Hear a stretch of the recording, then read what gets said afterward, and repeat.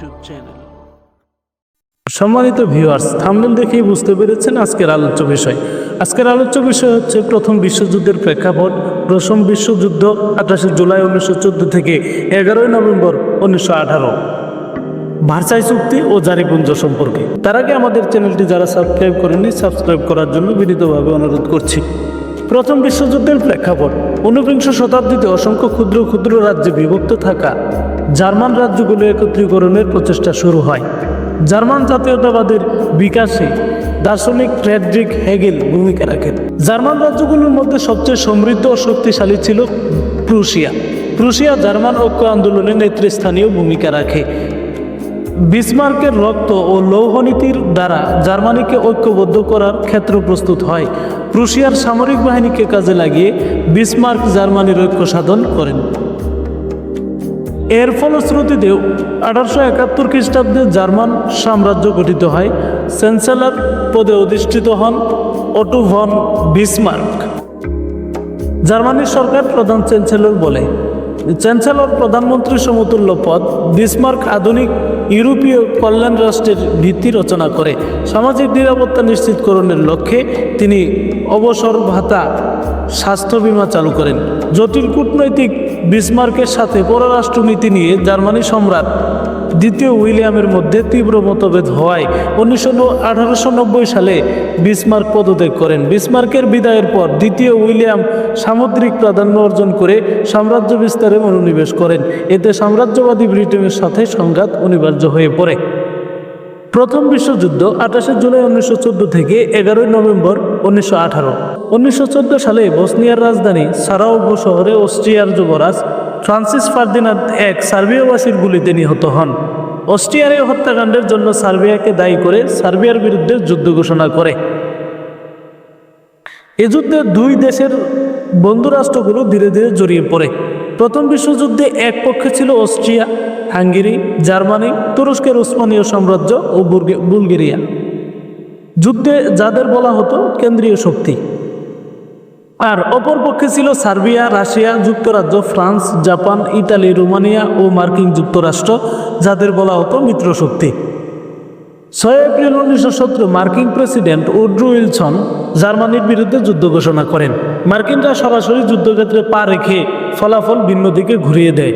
জার্মানির গড়ে তোলা হিন্ডেনবার্গ লাইনকে ছত্রখান করে দেয়। জার্মানি মনে করেছিল তাদের ইউবেট মার্কিন বাহিনীর অগ্রযাত্রা রোধ করে দেবে, কিন্তু জার্মান ইউবেটগুলোকে আগেই প্রতিরোধ করেছিল বিশেষ মার্কিন নৌ ব্যবস্থা।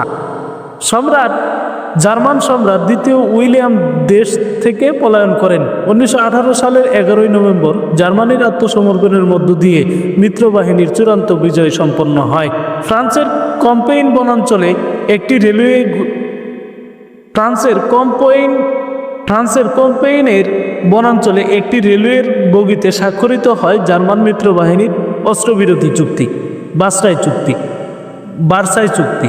ফ্রান্সের ভার্সাই নগরীতে 1919 সালের 28 জুন জার্মানির উপর কিছু অর্থনৈতিক শর্ত চাপিয়ে দেওয়ার মাধ্যমে স্বাক্ষরিত হয় ভার্সাই চুক্তি।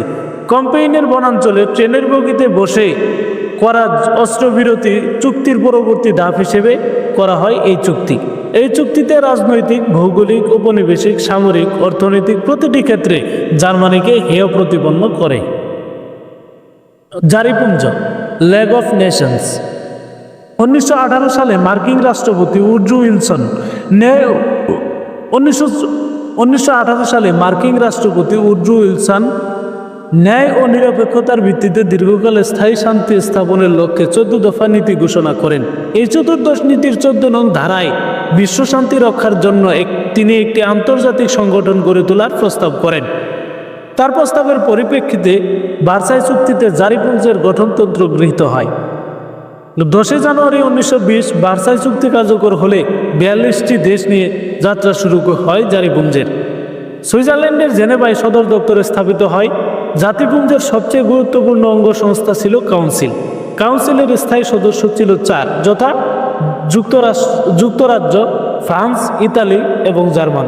1926 সালে জার্মানি এবং 1934 সালে সোভিয়েত ইউনিয়নের 1926 সালে জার্মানি এবং 1934 সালে সোভিয়েত ইউনিয়ন কাউন্সিলের স্থায়ী সদস্যপদ লাভ করে।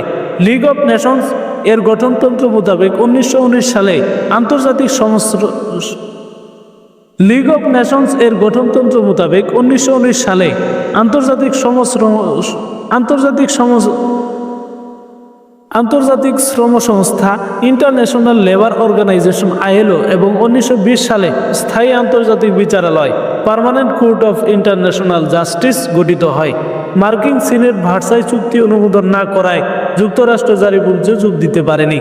সামাজিক নিরাপত্তা নিশ্চিতকরণের লক্ষ্যে 1927 সালে ILO এর উদ্যোগে প্রতিষ্ঠিত হয় international social security association ISS।